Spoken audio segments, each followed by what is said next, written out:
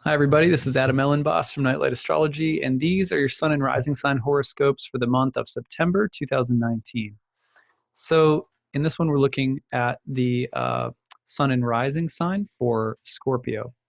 So, the month for everybody is really the story of a fantastical T square between a bunch of planets in Virgo opposing Neptune, squaring Jupiter, creates a T square. August 30th, there's a new moon in Virgo in your 11th house. And then, like I said, just a boatload of planets driving through that 11th house, opposing Neptune in the 5th, squaring Jupiter in the 2nd. We're going to talk about all of that as the major focus of your month. First of all, let's talk about the 11th house. 11th house is a place, it's kind of the anchor for the month in this chart. It's a place that is related to allies, friends, benefactors, groups, anything that is conducive to your eventual forward movement and success in life, usually through assets or resources that come in one way or another, usually in the form of people that are going to help you move forward in the direction of your goals or values, especially professionally. So that's what the traditional meaning of the 11th house was. It was called the joy of Jupiter. A bunch of planets in Virgo there is very productive, very practical, very earthy, efficient, meticulous, maybe a little bit critical, but that's the energy that you've got on board to work with this month. Now, the sun is going to be conjoined with Mars at the very start of the month. This is called a Mars cazimi, and that happens on September 2nd. At the same time, Mercury is trine to Uranus. Should be a very empowered moment of productivity, innovation, and potentially being empowered to help someone or receiving help from someone or some kind of responsibility or duty or the topic of responsibility and duty, as well as generally productivity. I like this in terms of also a month in general that can be really lucrative or that can yield kind of nice results in terms of your money or finances. And the reason for that is that you've got a square to Jupiter in your second house of income and resources all month long, which means that this earthy Virgoan energy can not only provide you with good allies or assets that are conducive to your growth, especially again, professionally, but it can also give you a boost financially. On the other hand, if you're involved in any kind of group or organization, you may be pouring more of your resources into it this month and doing so for the sake of some kind of collaborative vision, dream, or project that you're really excited about. The Jupiter-Neptune square that's present this month is also a picture of inspiration, a new vision, a new dream, a new ideal. The idea of wanting to either put yourself into something because you feel that you have something of value that needs to come out or be productive. All of these houses, 11, 5, and 2, are called succeedant houses. They're really about cultivation for future benefit. They're about trying to be in touch with people who can help you in the future, receiving abundance or joy or resources that can help increase your pleasure in the future. It's also the second house, income and expenditures, things that you have at your disposal that you could use in the future. So there's this idea of cultivation and growth towards some kind of future gain or benefit is really strong this month. Jupiter Neptune, of course, provides this boost of visionary, imaginative, kind of an expansiveness. The second and fifth houses, a lot of it has to do with creativity, joy, and where you want to put your time, money, energy, and resources to create the kind of future that you want. The Virgo energy in the 11th house is just saying, okay, it's going to give you much more practical list of things that you can do right now, of responsibilities, and also a general sense of being used by others in order to help them or finding other people who are willing to help you. So the kind of collaborative 11th house vibe could also be about the benefits that you're gaining from any kind of social group or religious or spiritual group or some kind of cultural hub that you are attracted to right now, and the benefits that you're gaining from that, or the practical wisdom or experiences that you're gaining from that. But overall, this month I think looks very exciting and positive. I think there's an aura for everybody around this month that has to do with how to translate a vision into productive results, how to make it practical and attainable.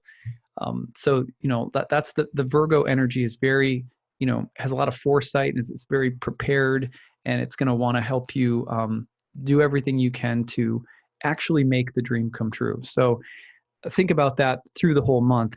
The first couple of days of the month, another thing to look for is going to be a Venus opposition to Neptune. That's happening between the signs of Virgo and Pisces. You're going to see that right around the 3rd to the 5th. And that energy right there, 3rd to the 5th is, again, you could look at anytime Neptune and Venus get together. It's a romantic, dreamy, sensual, kind of exotic, otherworldly, imaginative quality that can be really infectious in a fun way with friends or with lovers or with art, beauty, culture, film, fashion.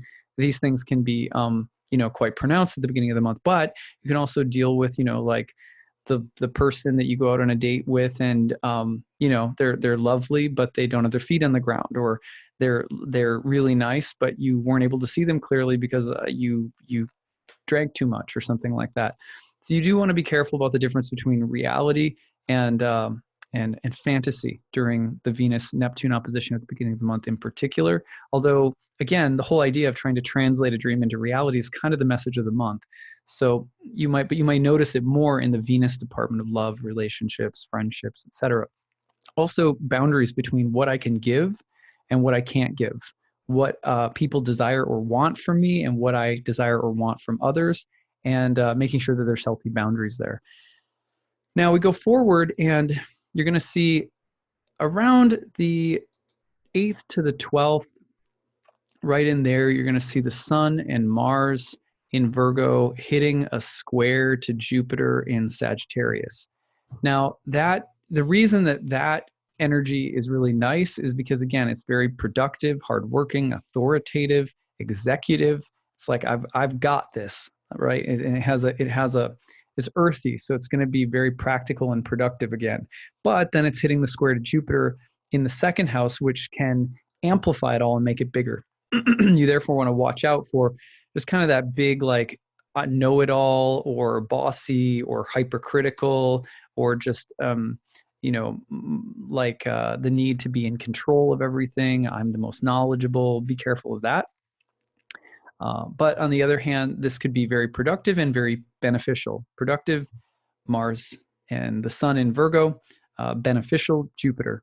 And again, maybe hitting up finances as well around that time. So then you go to the right around the 13th to the 15th. There's another little window of transits that I really like. So let's go, there we go, 13th to the 15th. Now, you're a Mars-ruled sign, by the way, so the Cazimi at the beginning of the month could be very personally invigorating for you, especially within the context of work, colleagues, relationships at work, and so forth. But I do want you to be careful of, a little bit of drama or power moves or power plays. The reason for this is that you can see as the month goes on, Mercury and Venus in the 11th house, with Venus in her fall, could indicate that there's a little bit of drama, for example, with people that you work with, or with women or friends or lovers, Venus things. And then Venus and Mercury move into the 12th house. Now, that strikes me as needing to potentially mediate a conflict or find resolution. I think it's possible, in other words, that some of the strength of these transits could lead to misunderstandings. So you want to be careful of that, even though I think during the 13th to 15th, there's a window where, if something needs to be repaired, fixed, or some kind of diplomatic solution needs to be reached, you should be able to do so. However, Mercury and Venus moving into the 12th house can also be about hidden or secret deals, or, negotiations or agreement, or, even affairs sometimes. So you just want to be careful of the energy of Venus and Mercury entering the 12th house. Basically, right between the 13th and the 15th, which so happens to be the same time of the full moon. So the full moon is on the 14th in the sign of Pisces, lands in your 5th house, conjunction with Neptune, and it's opposing Mars and the Sun. This is another kind of example of that Pisces Virgo pull this month between, it's cliched, but it's true, between something that, is optimistic, future-oriented, imaginative, kind of otherworldly, pulls you that way, especially in the 5th house. You're thinking about fun, enjoyment, pleasure, sexuality. And then the 11th house Virgo that's saying you've got responsibilities. You have things that you're working towards here. And, you need to conform a little bit more, or you need to be a little bit more traditional or more conservative with your energy or your time or whatever. So that push and pull will be really strong around the full moon, especially. Now, you're also right after the full moon, the whole story really changes once we get to the autumn equinox, which happens right around the 23rd. The sun moves into Libra at the end of the month. On the 28th, there's a new moon in Libra. As that's happening, we also have Venus and Mercury making some squares to Saturn and Pluto and Capricorn in the third house. So it becomes like a Libra jam session by the end of the month, which is your 12th house. Now, the 12th house is a place of self-undoing, but it's also a place that's related to surrender and the positive things that can happen when we lose control of the plot. Sometimes we intentionally have to lose control of the plot. That's just part of life. We have to sometimes just relinquish our control over things. But this is about potentially deeper karmic reckonings that are coming up, and potentially obligations or responsibilities that you have to care for others in your relationships, or to be there for others during a time of uncertainty or loss or difficulty or confusion, and that you may be called on to be, it might be a little painful. That's the 12th house. But you may have to step up and be the responsible one somehow. On the other hand, there is the potential to try to avoid or escape from some kind of responsibility or duty. If you have siblings, your siblings could be of great importance, or neighbors, anything in your local environment, third house, that really says you have to deal with this. Saturn, Pluto, South Node. 12th house Libra, you got to find a way of doing so, even if it feels a little disempowering, takes you out of your element, makes you want to hide or run or escape. Probably going to have to kind of face the music and deal with it. The 12th house energy is also, you could say, about a deeper period of reflection mentally that you need to have for yourself right now. And the squares to Saturn and Pluto in the third could be that, there's a different way of thinking about something that you need to adopt. And a new perception, a new way of thinking may not be easy, but there may be something that's forcing you to have to adjust the way you're looking at the world, or the way you're looking at someone or a job or something like that. So this is a karmic moment of balancing with planets in the scale hitting the South Node, Saturn, and Pluto squares. So that's what I've got for you this month to all my Scorpio friends. If you enjoyed this video, please give it a thumbs up and click subscribe. This helps other people apparently find the channel and get hopefully some cool astrological content. I just learned that there is some kind of algorithm that helps people find the channel if you like it. So thank you for that. And I hope you have a great month of September. We'll see you again in October. Take care. Bye.